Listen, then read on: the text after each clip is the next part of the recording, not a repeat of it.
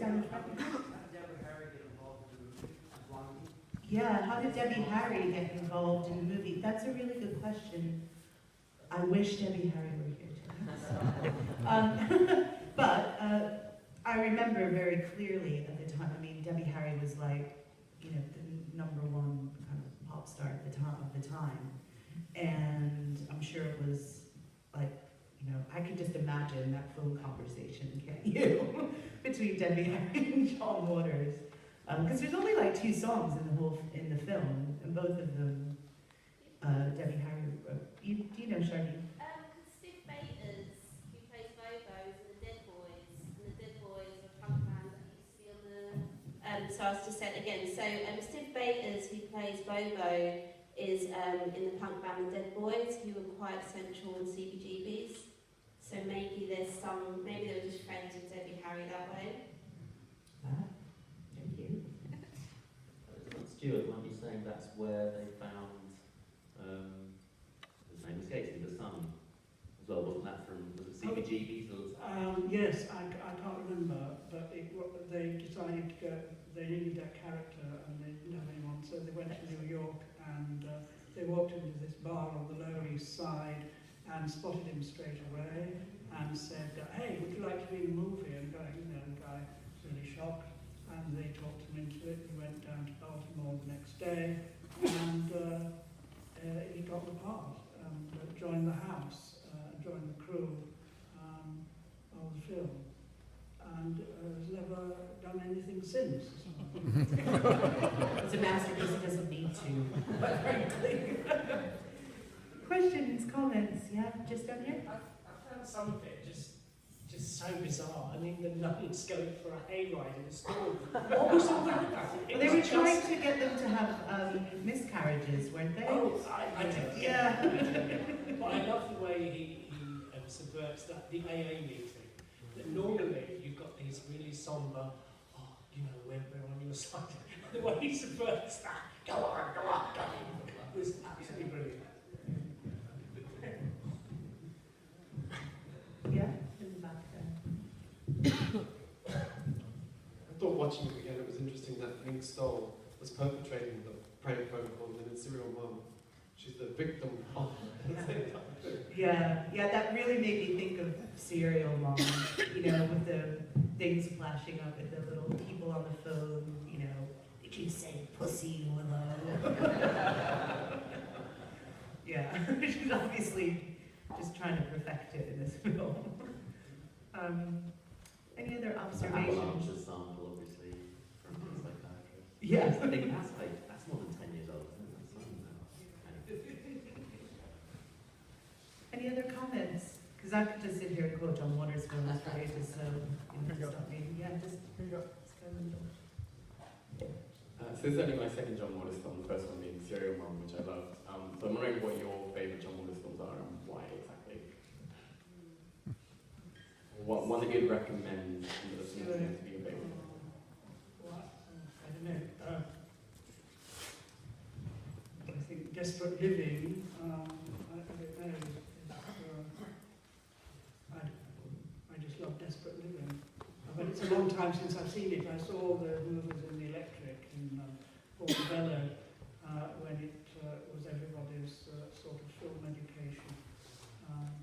So we were lucky to see them soon after they, came out in America, or a year later, kind of thing. Do you have a favourite then? I do love Multiple Maniacs. It's kind of, it's sort of a morality tale. I mean, it's one of the early, blatantly scandalous, outrageous ones. It's got the rosary job scene in the church, and it's got lobsterer who comes and is this kind of 8-foot lobster who comes and breaks Divine. Which is a spectacular scene in itself, but it's also this amazing transformation scene where Divine is kind of sort of at her most monstrous, but then at her most sort of vulnerable and sacrificial. And it's a real, you see the kind of Catholic upbringing a little bit with the nuns in this film, but Multiple Maniacs could only be made by a really fucked up Catholic boy.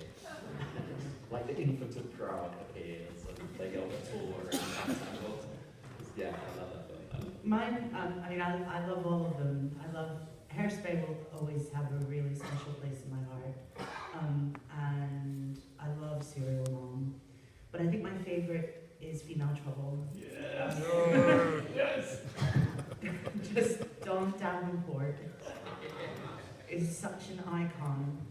And there seems to be, you know, it's interesting how John Waters deals with rape in a lot of his films, because, you know, the whole film like starts basically with, you know, I'm sure you're familiar, Dawn Davenport not getting the cha-cha heels she wanted for Christmas, and trashing the Christmas tree, and then storming out of her family home on Christmas Day, and then being raped, effectively by herself, but as divine as in his mufti as a man. And this sort of these cutaway shots, and it's just bizarre. It's really fucked up, but it's just so compelling. And I don't know, there's so many quotable bits from Female Trouble, like one that I always think is very quotable, but is also really good advice, which is pretzels give you plaque. Which is true. And it's just such a throwaway line. There's also loads of lesbians in Female Trouble. They're basically baby machines. But the baby machines are set up to sell children to lesbians. So, yeah. It's brilliant. Please do watch it if you can. I wanted to put in a comment about Female Trouble too, because I think it's incredibly beautiful in a lot of ways, but it also, he's really taking the piss out of artists in Female Trouble, and I think that the thing about this movie too is he's also really commenting about, you know, the end when the son becomes an artist. You know, he's not crazy anymore, he's now an artist, you know, and it really, that crowd in 1981 and 1982 was really, everybody was really intimate with everybody, and they were all making fun of each other at the same time, because they were all becoming stars as artists, but also they all knew it was a joke too, so it was I love that bit of it. I'd also like to say, you know, as a fat girl, to see fat girls being sexual, being desirable, being funny, being glamorous and ugly and disgusting and drunk and slovenly and beautiful and perfect and loving on screen through Divine is a really liberating thing. Because quite often, fat girls in films are very, very one-dimensional. And you see John Waters really dealing with a lot of these issues in this film, you know, when, you know, her husband's like ordering all the pizzas to her house and sort of tormenting her with pig sounds and stuff. But yet, you know, she still is like having sex with Tab Hunter. And in Female Trouble, where, you know, she's just convinced that she's the most beautiful woman in the world, even though she's, you know, she's 6'2", 350 pounds, a double F cup, and has really bad facial scarring as a result of an accident, that she's still, like, desirable. And I think that, you know, that says so much to all of us, whether you're fat, whether you're not fat, whether you just see yourself as different in some way. You know, if you take that metaphor to the nth degree, I think it can apply to so many of us, really. Any other questions? Your mic. Questions or comments? Yeah. Sorry, can we answer your question?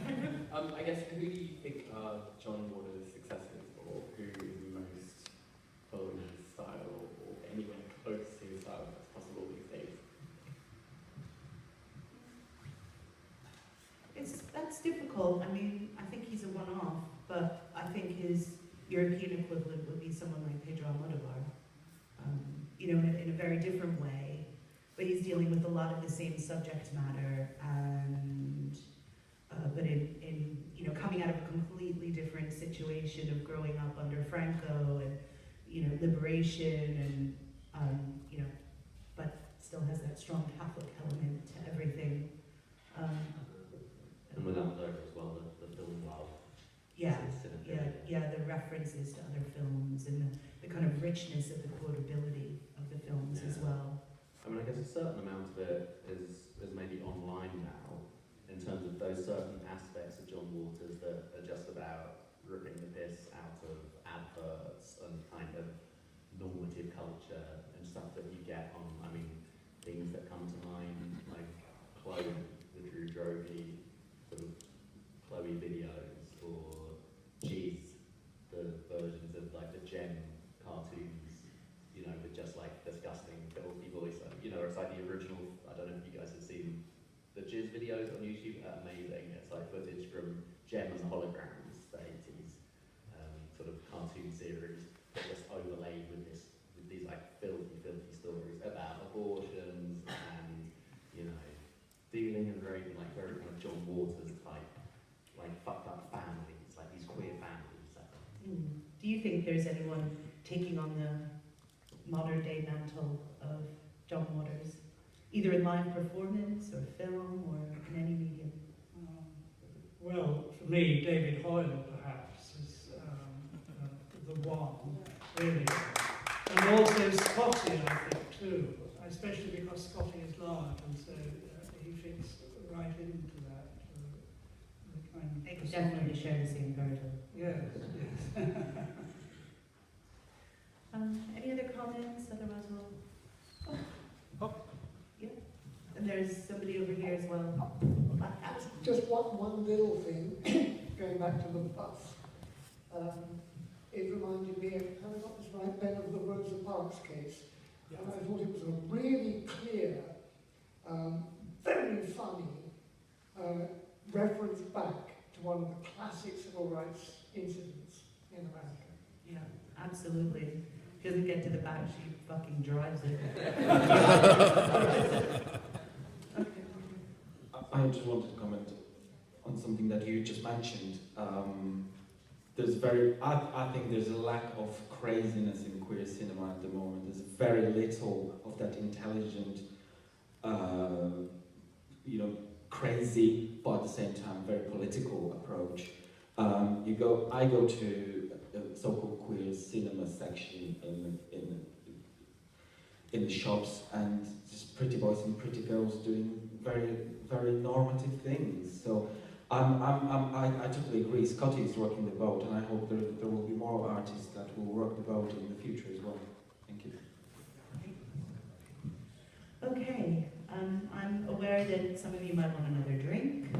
Some of you might want to go on over to the Eagle for the nitrate evening.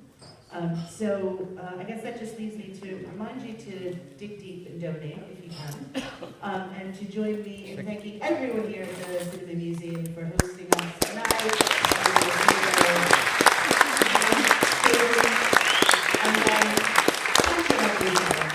Thank you very much. Good night.